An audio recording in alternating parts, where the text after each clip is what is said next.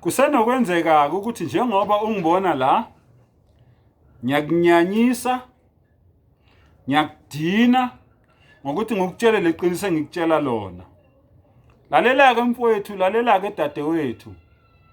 Angizanga la ukuzokutshela into ofuna ukuyizwa, kodwa ngizokutshela into okumele uyizwe.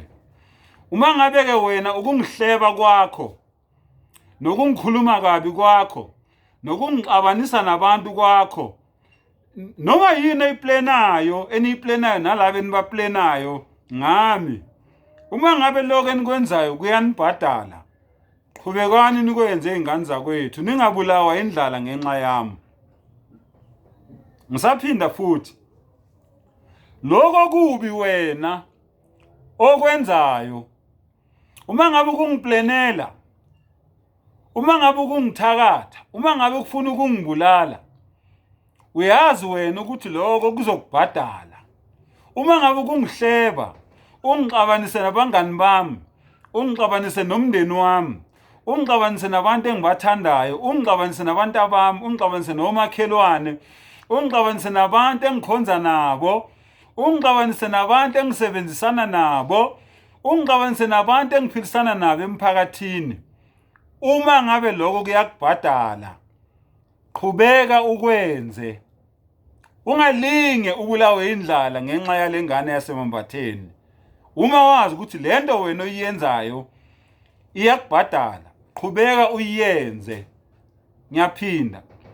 Uma ngabe ukungihleba kwakho, uma ngabe ukungithuka kwakho, uma ngabe ukumeneza kwakho ngegama lami, uma ngabe ukukhuluma ngami ngingekho, uma ngabe ukungiplenela izinto ezimbi, uma ngabe ukungifisela izinto ezimbi, uma ngabe ungangifiseli impumelelo, uma ngabe kunozungu eningifasela lona lapho enikhona, uma ngabe wena ufisa ukungithakatha, uma ngabe wena unesifiso sokungibulala, ungishisa abantu abami, ungishisa umndeni wami, ungishisa abantu engibathandayo, ngiyaphinda futhi, angeke ngisuke eqinisweni.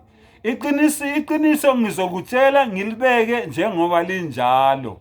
Kodwa ke wena mangabe ubona ukuthi ukungisusa endleleni ngendlela yokuthi ungihlebe, ukhulume kabi ngami, umeneze ngegama lami, nibamba amakhokhasi ngegama lami, uhlukumeza abantwana bami, uhlukumeza umndeni wami, uhlukumeza umphakathi engiphila kuwo, ubeka ameva endleleni la ngihamba khona, noma yini embi ofuna ukuyenza against mina.